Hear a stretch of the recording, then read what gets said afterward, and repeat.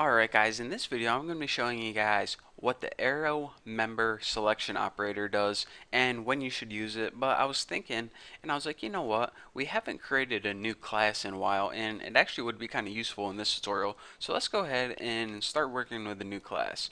So just a refresher from, I don't know, I probably did this like 20 tutorials ago. In order to create a new class, press File, New Class, and then you go ahead and name your class anything you want. I'm going to name mine Sally, and I don't think we covered destructors yet, so let's go ahead and uncheck those and make sure we're working in the same directory as our main CPP so everything looks good. Go ahead and click create, and of course it's going to give you these two confirmation. Yeah, of course I wanted to do both of those. And now we got two new files, a Sally header file and a Sally CPP file. And remember, the Sally header file is basically where we're going to be making all our prototypes, and the Sally.cpp is where we're going to be doing the actual coding. So in our main CPP, we need to do a couple housekeeping things first. Go ahead and copy these, and of course it's your IRStream and namespace, and go ahead and copy it right in here. And of course we need the Sally header. Oh, I forgot. I always try to right click and select copy, but there is no copy. So anyways, go ahead and get our Sally header and paste it in our main.cpp. So basically the beginning of main CPP and Sally CPP should look pretty much the same. So now a couple things I like to do, actually the only thing I like to do is this. Go ahead and take out this comment because useless comments annoy me. And I guess I might as well go over this one more time.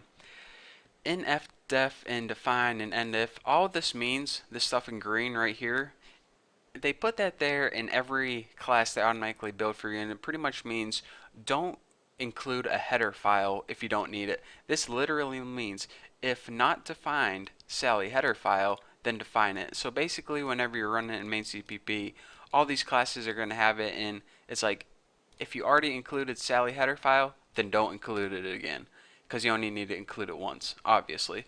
So that's what all that means. So now all my explaining, we can finally get to the tutorial. So in this tutorial, the first thing we need to be able to do is I'm just going to create a random stupid function in the Sally class. So in order to do that, let's go ahead, and it's not going to return anything, so I'll just put void and then write your class name Sally, and then we need that double colon operator and then print crap. Oh, it already have my favorite function stored for me. So basically we need this double colon operator. Again, this is a reminder because without it, it wouldn't know what function print crap belonged to. So we're saying, all right, this belongs to the Sally class. And, you know, if we didn't have that, then we would get an error. So write your class name, double colon, and then your function name whenever you're building functions.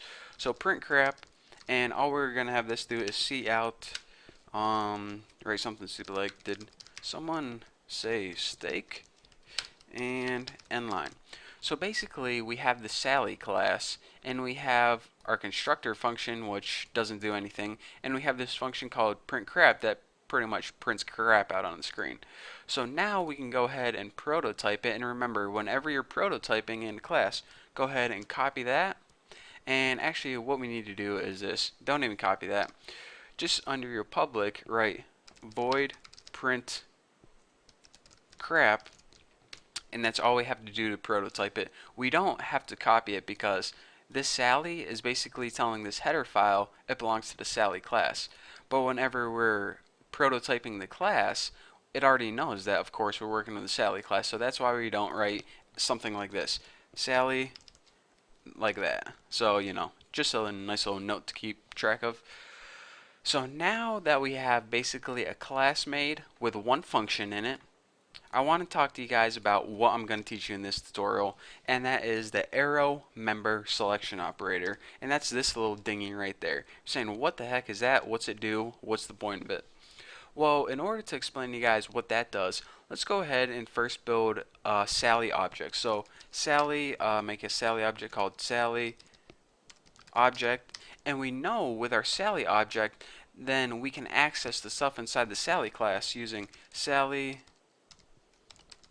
object using the dot, and then go ahead and, you know, use whatever you want to use, a variable or function or whatever.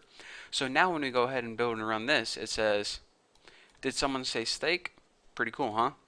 So we know that these facts are true.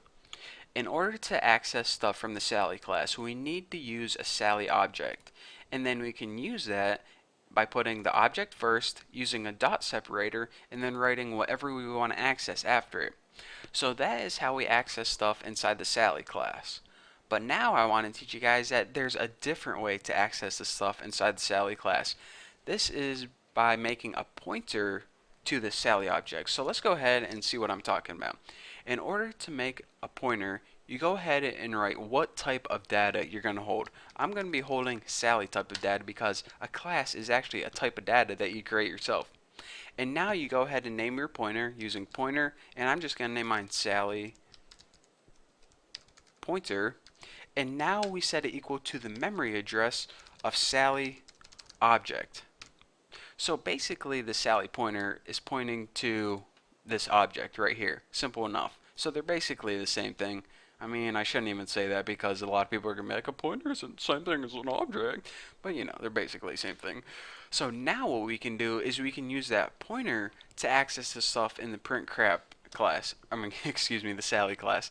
So let's go ahead and put Sally pointer, and you might be thinking, alright, so use the dot separator and then write print crap just like that, and I'll try to run this, it's going to work fine. But why am I getting an error message right here? And that brings me to the point of this tutorial. Whenever you're using a pointer to access stuff inside a class, you need to use something called the arrow member selection operator.